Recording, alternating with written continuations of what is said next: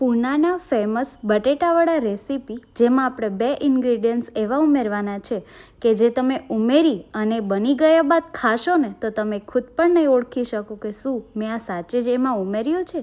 જી હા friends, hello everyone, જય શ્રી કૃષ્ણ, જય મુરલીધર બધાને.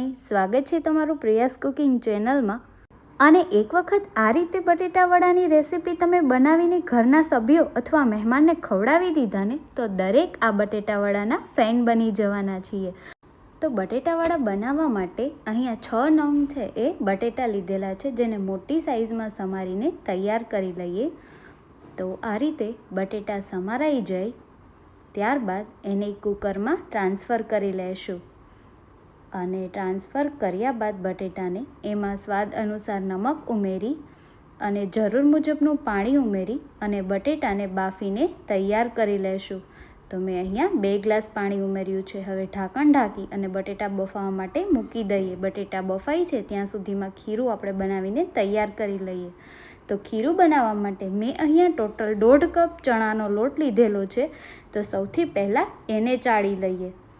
અને હજુ સુધી તમે વિડીયો લાઇક ન કર્યું હોય તો વિડીયોને લાઇક કરી દો. ચેનલ પર પહેલીવાર હોય તો લાઇક અને સબસ્ક્રાઈબ કરી દો અને સાથે બેલ આઇકોન દબાવો જેથી દરેક નોટિફિકેશન તુરંત મળે. તો 1.5 કપ લોટ ચડાઈ ગયો છે. ત્યારબાદ એમાં સ્વાદ અનુસાર નમક ઉમેરી દઈએ અને ચપટી હિંગ ઉમેરી દઈશું. હવે એને સરખી રીતે મિક્સ કરી અને આપણે જરૂર મુજબનું પાણી ઉમેરતા જઈને ખીરું બનાવીને તૈયાર કરી દઈશું. હવે ખીરું બનાવવામાં એક બાબતનું ખાસ ધ્યાન રાખવાનું કે એકી સાથે પાણી નહીં ઉમેરવાનું, કારણ કે લોટની છે એમાં ગોટીઓ વળવા લાગે. તો આપણે જરૂર મુજબનું પાણી ઉમેરતા જઈને સરસ એવું બટેટાવડાનું ખીરું બનાવીને તૈયાર કરી લઈએ. તો આ રીતે એકદમ સરસ પતલું અને એકદમ ફેટશો ને એટલું જ સરસ તમારું ખીરું બનશે. તો ખીરું બનીને તૈયાર છે. બસ આ જ કન્સિસ્ટન્સીમાં પડે એટલે ખીરું તૈયાર. તો હવે એને સાઈડમાં રાખી દઈએ અને બટેટાનો મસાલો બનાવવા માટે 2 નંગ ડુંગળી લીધેલી છે, જેને એકદમ ઝીણી ક્રશ કરી લઈએ. ત્યાં સુધીમાં બટેટા પણ બફાઈ ગયા છે, છાલ પણ પાડી લીધેલી છે અને બટેટા ઠંડા થઈ ગયા છે. તો હવે બટેટાનો છૂંદો કરી લઈએ. તો બધા બટેટાનો સરસ એવો એક સમાન છૂંદો થઈ જાય ત્યારબાદ સરસ એવો છૂંદો થઈ ગયા બાદ એમાં કોઈ પણ મોટા ગાંઠા કે કટ પીસ ન રહે એનું ધ્યાન રાખવાનું. અને સરસ છૂંદો થઈ ગયા બાદ એને એક સરખો ભેગો કરી લેશું. ત્યારબાદ હવે એમાં ઇન્ગ્રીડિયન્ટ્સ જે ઉમેરવાના છે એ મરચાંની કટકી, જે 1 નંગ લીધેલું છે. હવે લસણ અને મરચાંની પેસ્ટ, જો તમે લસણ ન ખાતા હોય તો આદુ અને મરચાંની પેસ્ટ. અને જે મેઇન ઇન્ગ્રીડિયન્ટ્સ કીધું હતું આગળ મુજબ, જે ડુંગળી ઉમેરવાના છે, જેનાથી બટેટાવડાનો એટલો સરસ ટેસ્ટ આવશે ને કે બની ગયા બાદ તમને ડુંગળી દૂર દૂર સુધી ક્યાંય નહીં દેખાય અને તમને ખબર પણ નહીં પડે. તો ત્યારબાદ અડધું ફાડું લીંબુ, સમારેલી કોથમરી, બટેટાવડાનો થોડો મસાલો ઉમેરી અને એને સરખી રીતે છે એ મિક્સ કરી દઈશું. અને એમાં બીજી વસ્તુ છે એ કે ખાસ કરીને કોથમરીનું પ્રમાણ વધારે રાખવાનું, એનાથી ખૂબ જ સરસ ટેસ્ટ આવશે.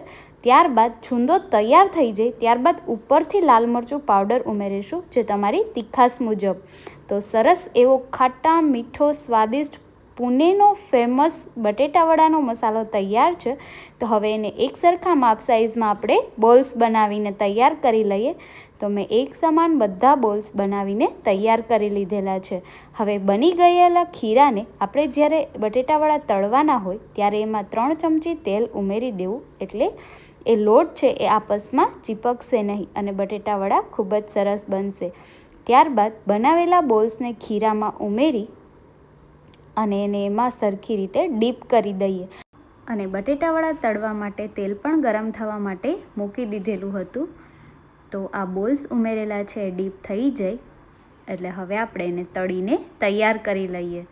તો ચમચની મદદ વડે ડાયરેક્ટ તમે બોલ્સ ઉપાડીને ઉમેરશો, જેથી હાથમાં કે ક્યાંય પણ લોટ પણ નહીં ચીપકે અને બટેટાનો મસાલો છે એ ખુલ્લો પણ નહીં રહે અને સરખી રીતે એનો લોટ છે ખીરાનો એ કવરઅપ કરશે. તો અને ઝટપટ બનાવવામાં પણ આસાન રહેશે. તો બસ એ જ રીતે આપણા બધા બાકી રહેલા બટેટાવડાને આ રીતે તળી અને તૈયાર કરી લઈએ. તો એને આપણે ઉમેરતા જઈને બધા બટેટા વડા તૈયાર કરી લેશું. અને આ સ્વાદમાં એટલા સરસ લાગે છે ને કે બની ગયા બાદ તો તમે ખુદ પણ બિલીવ નહીં કરો કે શું આ તમે જ બનાવ્યા છે ને.